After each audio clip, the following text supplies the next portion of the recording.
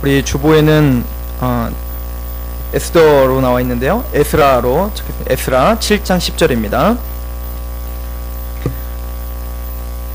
에스라 7장 10절입니다.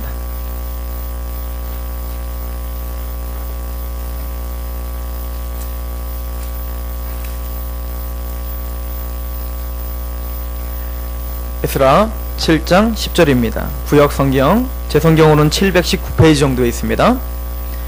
에스라 7장 10절입니다.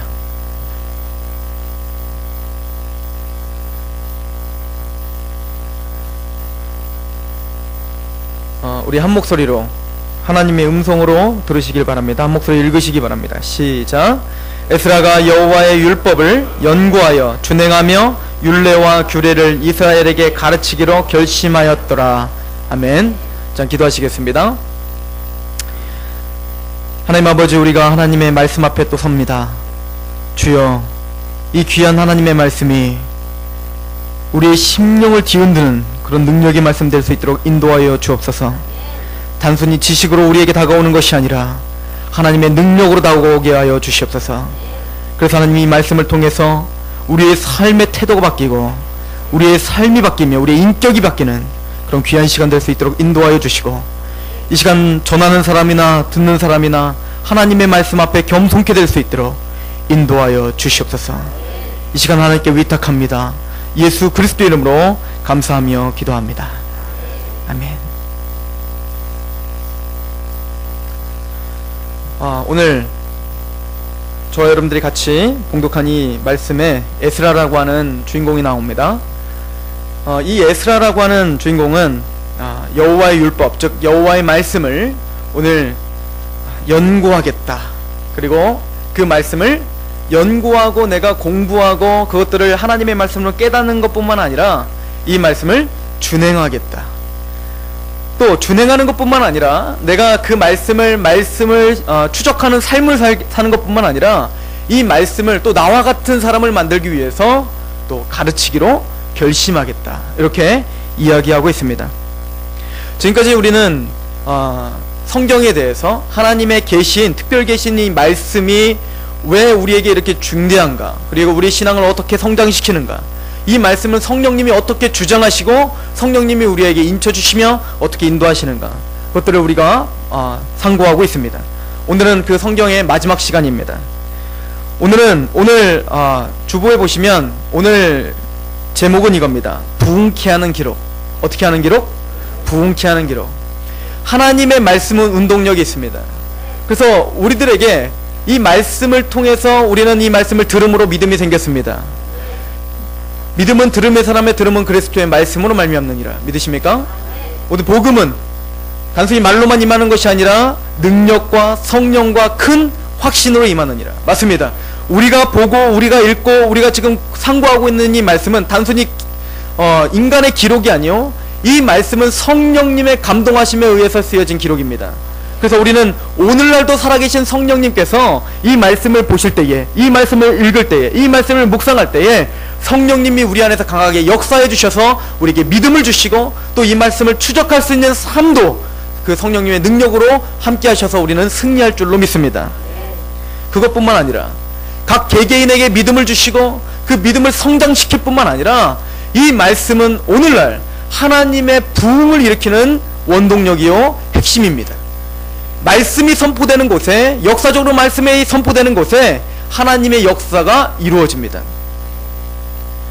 마찬가지로 지금 에스라가 살고 있는 이 시대에도 지금 하나님의 능력과 하나님의 역사가 너무너무 필요했던 시대였습니다.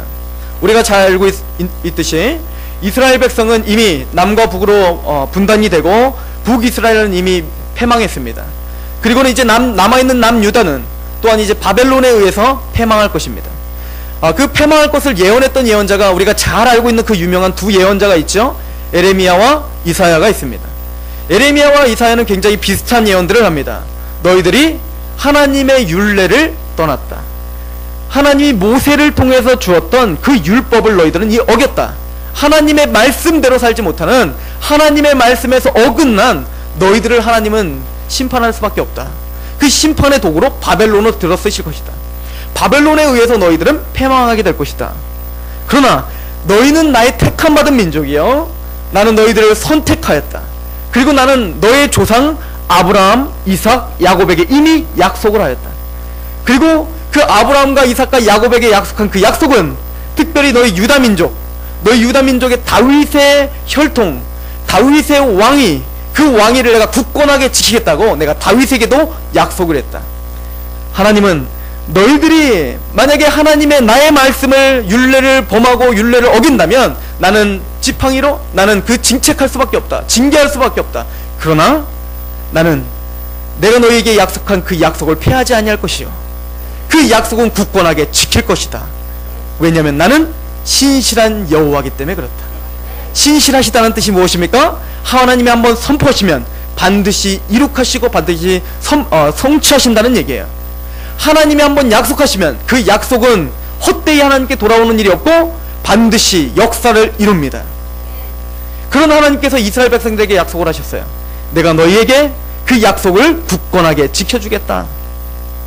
그리고는 이사야와 에레미야에게 그걸로 끝나는 것이 아니라, 심판만 예언하는 것이 아니라 이제는 이사야에게 말합니다.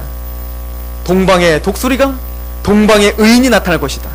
너희들을 다시 해방시켜서 하나님의 그 예루살렘 성전을 다시 회복시킬 그런 나의 택함받은 자가 있을 것이다. 그 약속을 했는데 그 약속에는 이름까지 거명했어요. 그 하나님의 역사를 이룰 구체적인 이름이 있는데 그 이름 바로 고레스다, 이렇게 이미 예언을 해놨습니다. 그리고는 많은 이스라엘 백성들은 그걸 믿지 못하고 여전히 율법을 어기고 하나님 말씀대로 어긋나고 살았습니다. 꼭 이 시대와 같습니다. 하나님은 계속 선포합니다. 나는 나의 말을 경외하고 하나님의 말씀에 청종하는 자를 찾는다. 하나님을 경외하는 자를 나는 찾고 있다 라고 아무리 선포하고 있지만, 그리고 반드시 하나님은 다시 너희를 심판하실 것이고, 하나님은 너희를 반드시 하나님의 말씀대로 살 수 있도록, 다시 준행할 수 있도록 반드시 너희들을 징책할 것이다. 아무리 선포해도 꼭 에서가 지금 팥죽 한 그릇에 하나님의 장자 축복을 버린 것처럼 지금 당장 먹고 사는 것에 너무 급급하여 하나님의 말씀을 바라보는 일에 등한히 하고 있는 오늘날 우리는 이러한 시대에 살고 있습니다. 꼭 소돔과 고모라처럼 하나님께서 롯에게 말합니다. 내가 이 땅을 심판할 것이다. 아무리 하나님의 메시지가 선포되더라도 그 롯이 가장 사랑했던 그 딸들의 사위들은 롯의 말을 농담으로 여겼더라. 그렇게 하나님의 말씀을 경외하고 하나님의 말씀을 경히 여기고 하나님의 말씀을 농담으로 가볍게 여기는 시대 가운데 우리는 살고 있습니다. 그런데 이 하나님의 약속은 굳건하게 지켜졌습니다. 진짜 하나님에게 회개치 못하는 그 이스라엘 백성들, 특별히 유다 민족에게 드디어 하나님의 심판이 시작됐습니다. 그럼 바로 바벨론의 포로가 시작된 거예요. 바벨론의 느부갓네살 왕이 이스라엘을 포로로 끌고 갑니다. 그리고는 함락시켜버립니다. 철저하게 예루살렘은 파괴됐습니다. 그리고는 하나님은 어떻게 합니까?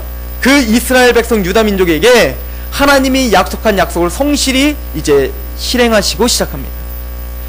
이사야와 에레미야에게 약속한 것처럼 하나님은 다시 예루살렘을 회복하리라는 약속을 성실하게 준행하십니다. 그래서 바벨론이 이제 페르시아라고 하는, 우리 성경에는 바사라고 하는 나라입니다. 그 페르시아가 바벨론을 점령합니다. 그리고는 고레스라고 하는 그 왕이 바벨론을 점령하고 이제는 페르시아를 이제 그 영토를 확장합니다. 그런데 바벨론이 70년간 이스라엘을 포로로 끌려갈 때 가장 유능한 사람들을 끌고 왔어요. 엘리트들을 끌고 왔어요. 왕족들, 제사장들, 그런 엘리트들을 끌고 갔는데 그 끌고 가는 사람들의 대표적인 게 우리가 잘 알고 있는 다니엘과 새 친구들 아니겠습니까? 그러다 보니까 바벨론에는 유능한 사람들이 있어서 많은 사람들이 그곳에서 인정을 받고 총리까지 오르죠. 다니엘이 그렇죠. 그런데 페르시아가 바벨론을 점령하고 이제 그 바벨론 땅을 점령하다 보니까 그 넓은 땅을 다스리려고 하다 보니까 잘 아는 사람이 필요했고, 그러나 바벨론 사람을 등용할 수는 없죠. 적국이니까요. 근데 봤더니 아주 훌륭하게 잘 써먹을 수 있는 민족이 있어. 누굽니까? 유대 민족이 있는 겁니다. 그 똑똑한 사람들이 그 땅에 여전히 있는 겁니다. 페르시아 땅에. 그래서 그 사람들 중에 여전히 또 등용하기 시작합니다. 그래서 많은 훌륭한 지도자들이 페르시아에서도 기득권을 잡고 왕의 총애를 받으며 기득권을 잡고 열심히 정치를 하게 됩니다. 그러다 보니까 그 패권을 장악한 고레스 왕은 뭐를 자연스럽게 접할 수 있었을까요? 하나님의 율법, 하나님의 말씀을 접할 수 있게 됩니다. 그래서 에레미야와 이사야가 예언한 그 기록들을 드디어 보게 됩니다. 보니까 누구 이름이 있어요? 아니, 자기를 모르는 그 민족이 자기 이름이 그 이사야서에 봤더니, 에레미야서에 보면 이사야서에 보면 명확하게 고레스라고 이름이 딱 있는 거예요. 얼마나 놀랐겠습니까? 그럼 깜짝 놀랍니다. 그럼 고레스가 봤더니 또 뭐라고 예언이 돼 있냐면, 자기를 두고 뭐라고 예언이 돼 있어요? 고레스를 통해서 이스라엘 백성들이 어떻게 될 것이다? 다시 회복될 것이다. 그리고는 그 말을 상고해 보니까, 아하, 나는 몰랐는데 지금 유대인들이 믿고 있는 그 여호와 하나님이 나를 붙잡고 들어 쓰셔서 내가 바벨론을 무찌르고 내가 모든 민족에 갈 때마다 허리를 굽히고 다 내가 승리할 수 있었던 것이 바로 나는 몰랐지만 이 여호와라고 하는 신 때문에 내가 이렇게 된 것이구나를 깨닫게 됩니다. 그리고 어떻게 합니까? 이 예언대로 너무 기분이 좋죠? 여러분들 생각해보세요. 어떤 예언서 성경에 봤던 여러분들 이름이 딱 써있어갖고 여러분들이 오늘날 2011년도에 여러분들을 통해서 이 서산이 변화될 것이라는 것을 서기할 것이다 이렇게 딱 써있어봐요. 그러면 막 지금 집사님 난리가 날 거예요. 하나님이 그래서 내가 서산에 사는 거구나, 그래서 내가 이곳에 머물러 있는 거구나 라고 깜짝 놀랄 거 아니겠습니까? 고레스가 지금 그런 감격 가운데 젖어 있는 거예요. 그래서 어떻게 합니까? 유대민족들이요, 가라 이렇게 된 겁니다. 어디로? 여호와 하나님 너희들의 신이 약속한 그 땅으로 가라. 하나님이 나에게 이렇게 성실하게 이루어 주셨으니 너희가 믿는 신이 참 신이구나. 에스라서 1장을 갑시다.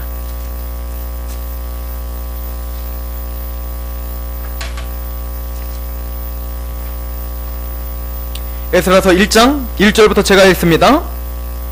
바사왕 고레스 원년에 여호와께서 예레미야의 입을 통하여 하신 말씀을 이루게 하시려고 바사왕 고레스의 마음을 감동시키심에 그가 온 나라에 공포도 하고 조서도 내려 이르되, 바사왕 고레스는 말하노니 하늘의 하나님 여호와께서 세상 모든 나라를 내게 주셨고 나에게 명령하사 유다 예루살렘의 성전을 건축하라 하셨나니 이스라엘의 하나님은 참신이시라.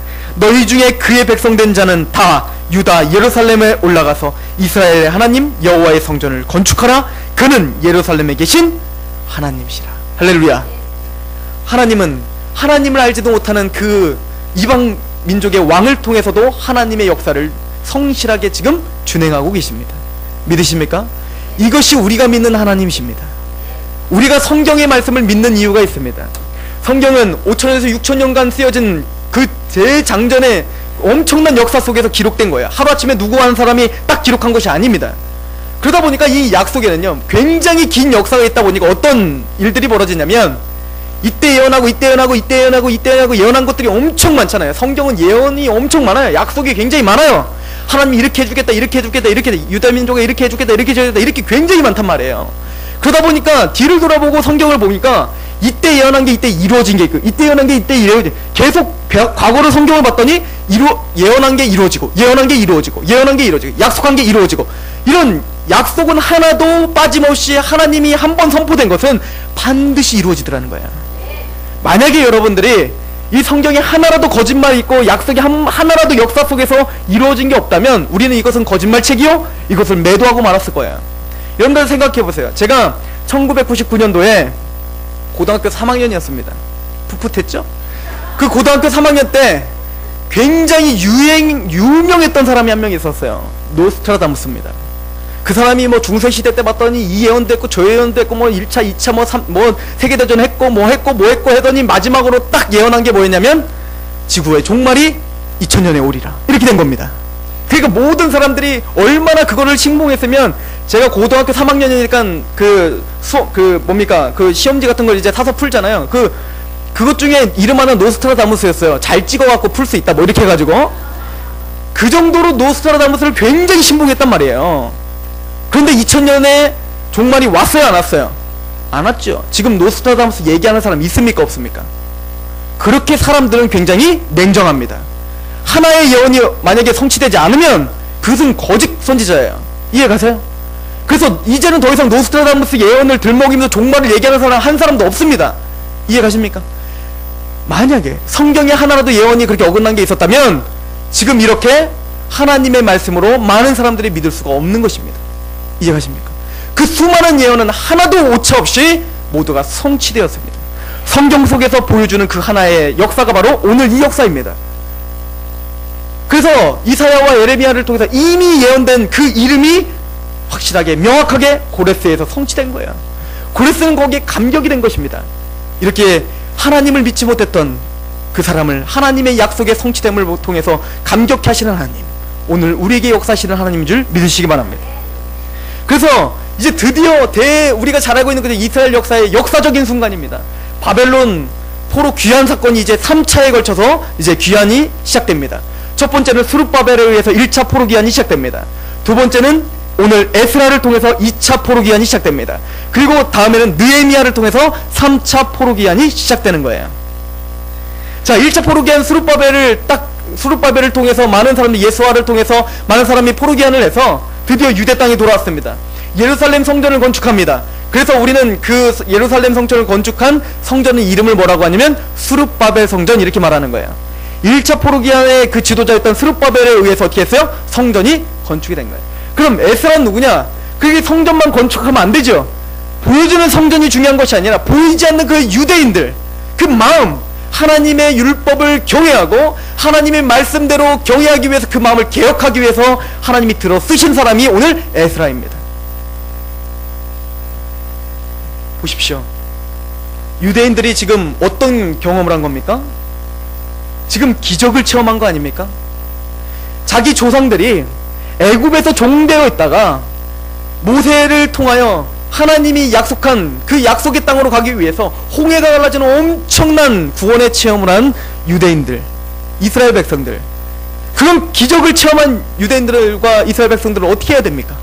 하나님을 이제 경외하고 하나님이 모세를 통해서 주셨던 그 말씀 앞에 부복하며 그렇게 살아야 되지 않겠습니까? 하나님의 여호와 이름에 합당한 영광을 드리며 그렇게 경외하며 살아야 되지 않겠습니까? 그런데 우리가 알듯이 광야에서 이스라엘은 오합지졸이었죠. 하나님의 말씀을 상고하지 않았죠. 하나님의 율례를 벗어났죠. 목이 굳은 백성으로서 하나님을 바라보지 않고 자꾸 옛것을 바라보며 하나님께 원망했던 자들 아닙니까? 이런 옛날의 그 악한 습관을 지금 바벨론에서 포로 귀환한 이 이스라엘 백성들도 여전히 답습하고 있던 것입니다. 에스라가 그 땅을 갔더니 여전히 율법을 어기는 일들이 성행하고 있는 겁니다. 이 말이 됩니까? 아니 어떻게 이렇게 기가 막힌 하나님의 역사로 그것을 직접 체험한 이스라엘 유대인들이 성전까지 이제 세워놓고 어떻게 그것에서 하나님의 말씀을 어긋나며 하나님의 말씀에게 하나님께 원망을 하며 또 산단 말입니까? 있을 수가 없는 겁니다. 그럴 때 하나님은 에스라를 들어서 에스라를 보냅니다. 우리 에스라서 우리 6장을 한번 가볼까요?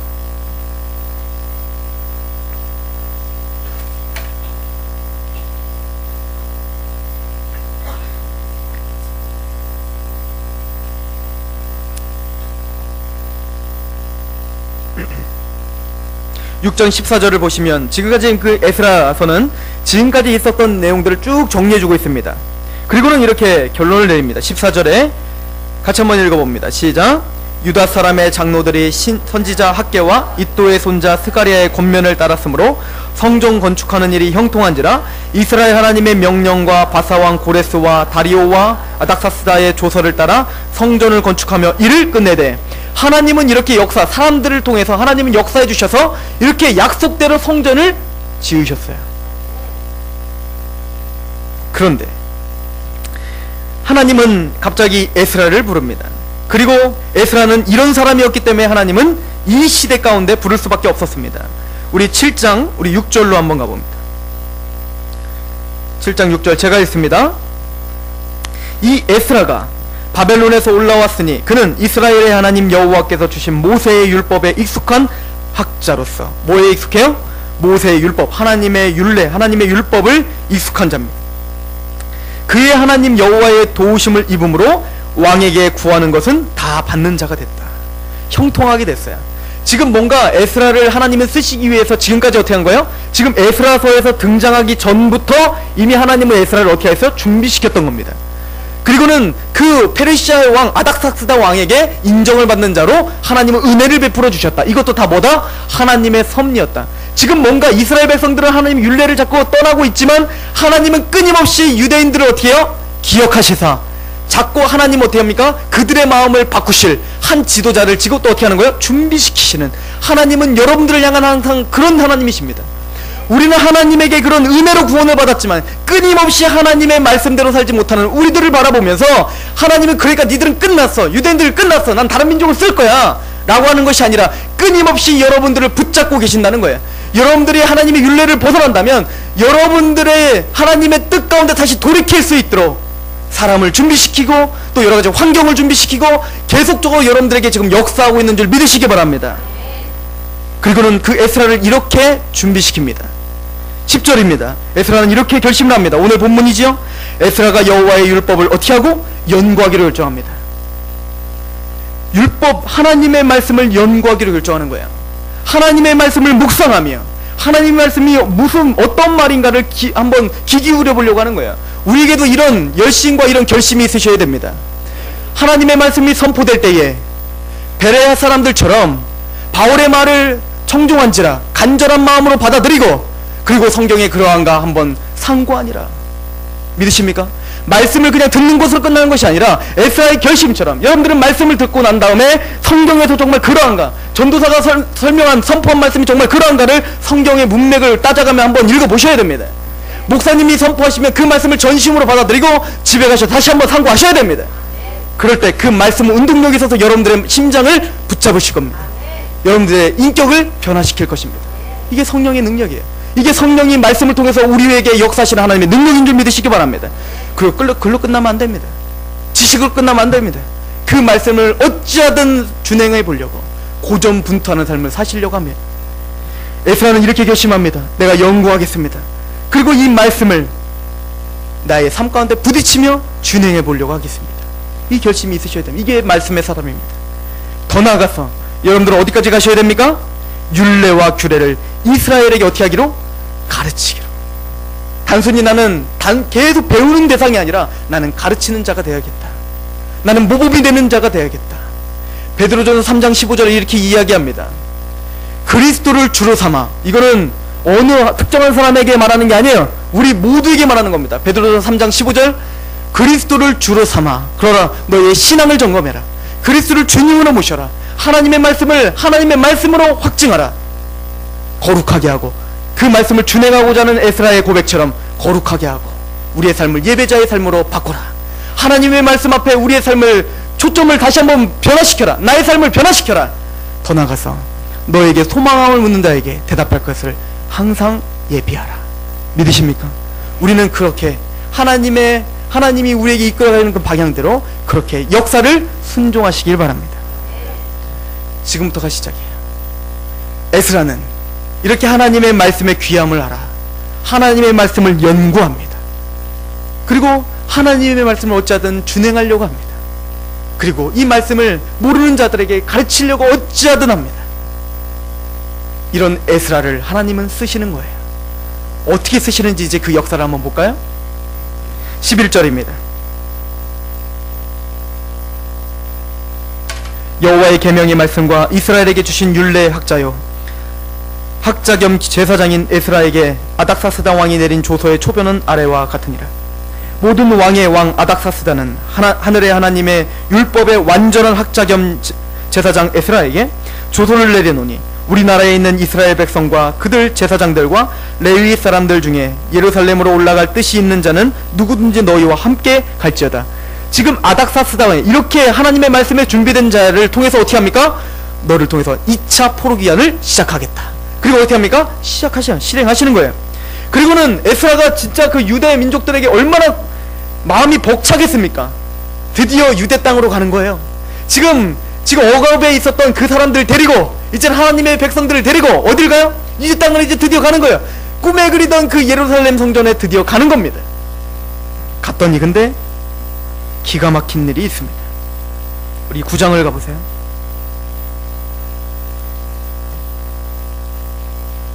9장 1절입니다. 이 일 후에 방백들이 내게 나와 이르되 이스라엘 백성과 제사장들과 레위 사람들이 이 땅 백성들에게서 떠나지 아니하고 가나안 사람들과 헷 사람들과 브리스 사람들과 여부수 사람들과 암몬 사람들과 모압 사람들과 애굽 사람들과 아모리 사람들의 가증한 일을 행하여. 이게 말이 됩니까? 하나님의 그런 기적과 하나님의 그 약속의 성취를 직접 목도한 그 유대 민족이 지금 어떻게 하고 있다는 거예요? 하나님을 믿지 못하는 그 사람들의 그 문화를 그냥 아무런 비판력 없이 그렇게 살고 있더라는 거예요. 더 나아가서 2절에 왔더니 그들의 딸을 맞이하여 아내와 며느리로 삼아 거룩한 자손들이 그 지방 사람들과 서로 섞이게 하는데 방백들과 고관들이 이 죄에 더욱 으뜸이 되었다 하는지라. 분명히 율법에는 뭐라고 하면 이방인들과 결혼하지 말라. 단순히 결혼이 중요한 게 아니라 결혼을 하게 되면 어떻게 됩니까? 그 이방신들이 자연스럽게 자꾸 하나님의 율법을 자꾸 희석시키기 때문에 그렇게 하지 말라는 거야. 너희들은 철저하게 구별되이 살아라, 이렇게 명령합니다. 그래서 우리도 주님께서 우리에게 가르쳐 주신 기도가 뭐라고 합니까? 다만 악에서 구원하여 주옵시고. 뭐죠? 그렇죠. 구별된 삶을 살 수 있도록 하나님 해주시옵소서라는 기도 아닙니까? 믿으십니까? 주님께서는 우리가 걱정됐던 거예요.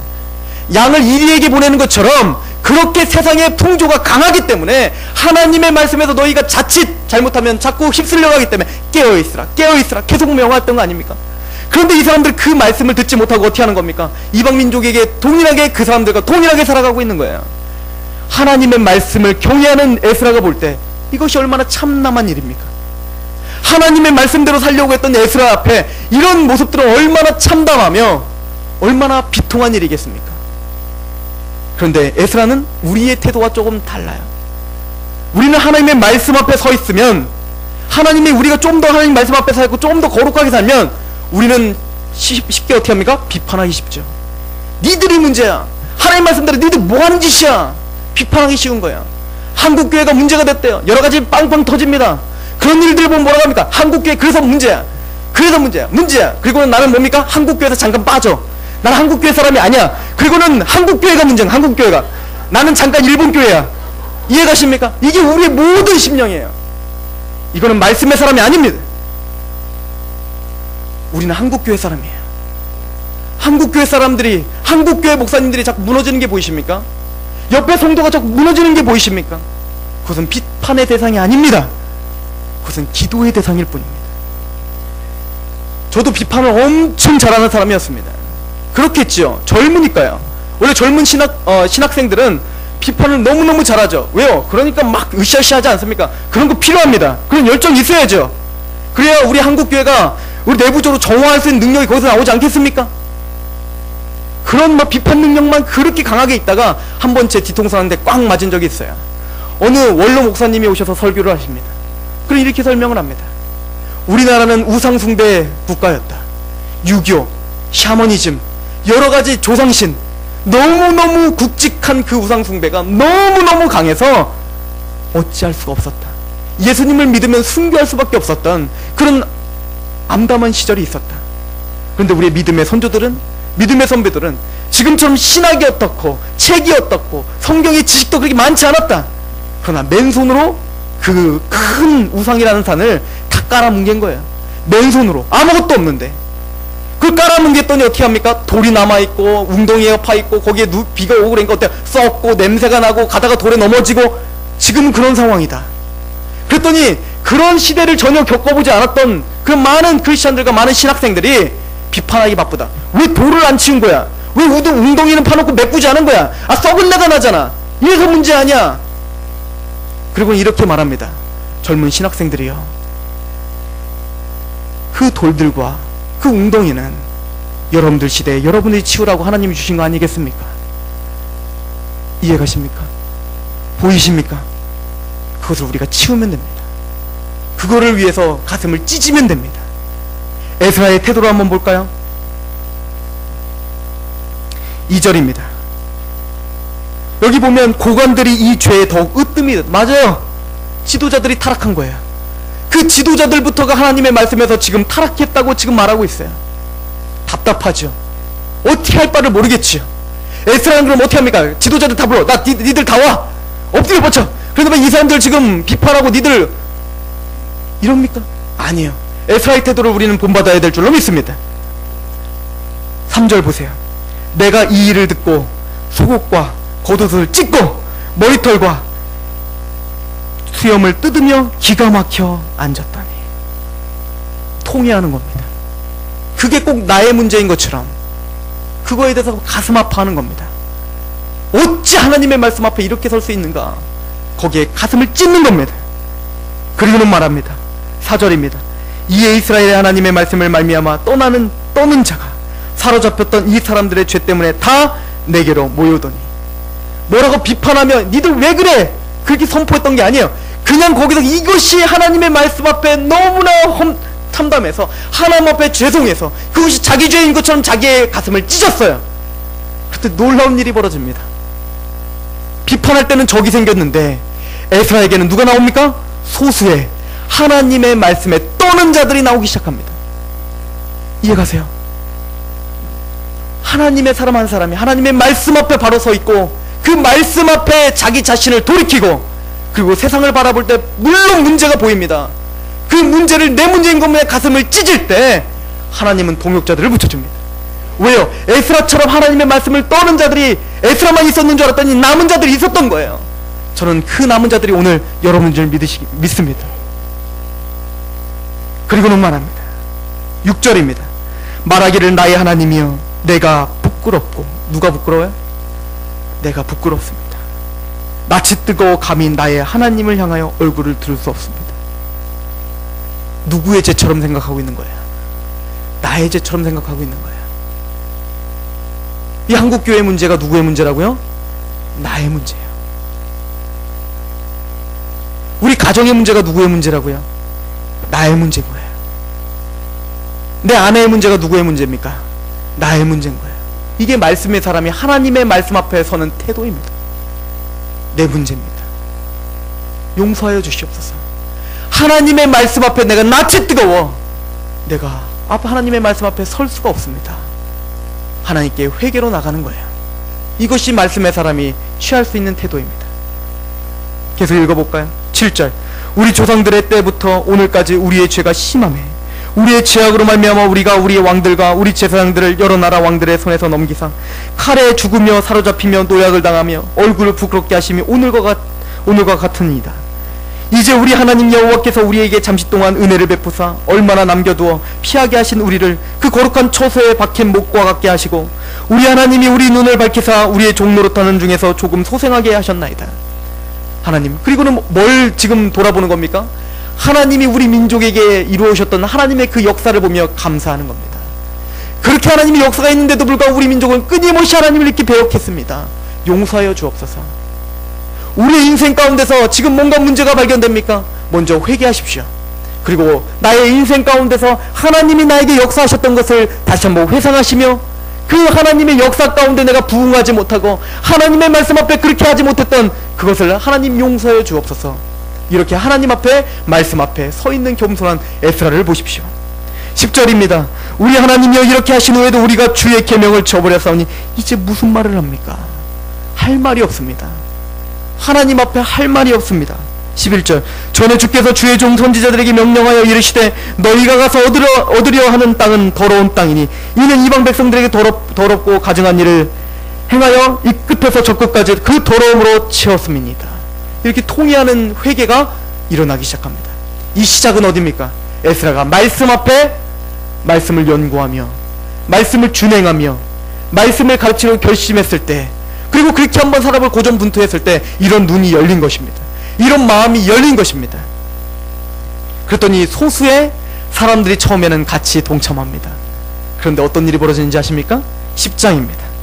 10장 1절입니다. 에스라가 하나님의 성전 앞에 엎드려 울며 기도하여 죄를 자복할 때에 비판했던 게 아니라고요. 회개했을 뿐입니다. 많은 백성이 크게 통곡하며, 어떤 백성? 많은 백성이 이제는 크게 통곡하며 이스라엘 중에서 백성의 남녀와 어린아이의 큰 무리가 그 앞에 모인지라. 하나님은 이렇게 하나님의 말씀 앞에 통회하는 자를 쓰십니다. 그리고는 드디어 누굽니까? 그 많은 백성들이 하나님의 말씀 앞에 서 있는 그 사람에게 모여들기 시작합니다. 이것이 부흥이라고 말합니다. 이해가십니까? 우리나라에 1907년도에 평양 대부흥이 있었다고 합니다. 많은 사람은 오해하고 있습니다. 불로불로 기도를 열심히 했더니만 부흥이 일어났다고 착각합니다. 아니에요. 역사를 한번 들춰보십시오. 이만열 교수님은 이렇게 이야기합니다. 평양에서 제일 처음 선교사님을 중심으로 해서 사경회를 시작했습니다.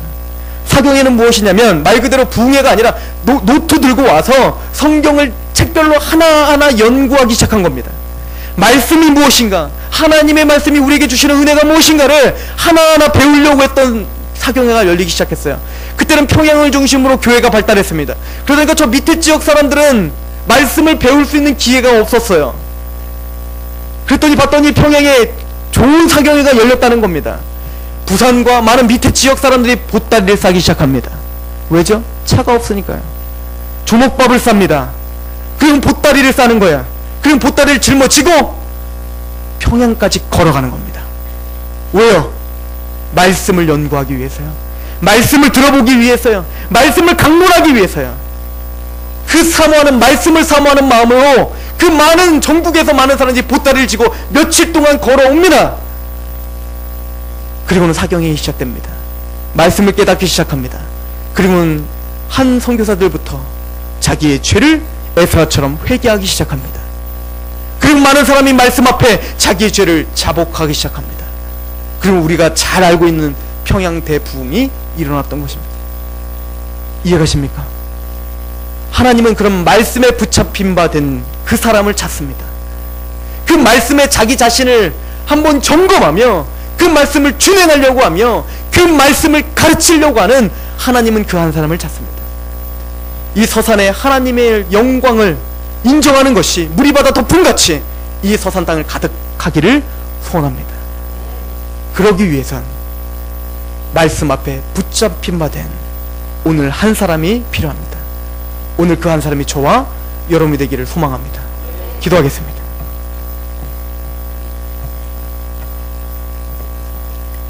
아버지여, 에스라가 하나님의 말씀을 자기 마음판에 새기고 그리고 현실을 바라보니 하나님의 말씀에 어긋난 일들이 얼마나 많은지 그 가슴을 찢으며 그 수염을 뽑으며 하나님 앞에 통회할 수밖에 없음을 우리는 봅니다. 우리가 말씀 앞에 에스라처럼 말씀을 연구하고 말씀 앞에 나의 삶을 다시 한번 개혁하고 그 말씀을 가르치려고 어찌하든 고전분투할 수 있도록 우리의 마음을 붙잡아 주옵소서. 그리하여서 그 말씀에 붙잡힌 나를 통해서 우리 가정이 회복되고 우리 서산이 회복되고 우리 한국 교회가 회복되는 그러한 진정한 부흥이 일어날 수 있도록 인도하여 주옵소서. 말씀의 원저자이신 성령님께서 역사하여 주셔서 그 말씀을 상고할 때에 우리의 마음을 감격하게 하여 주시옵소서. 그렇게 하실 하나님을 기대합니다. 그렇게 하실 하나님을 찬양합니다. 예수 그리스도 이름으로 감사하며 기도합니다. 찬양하십니다.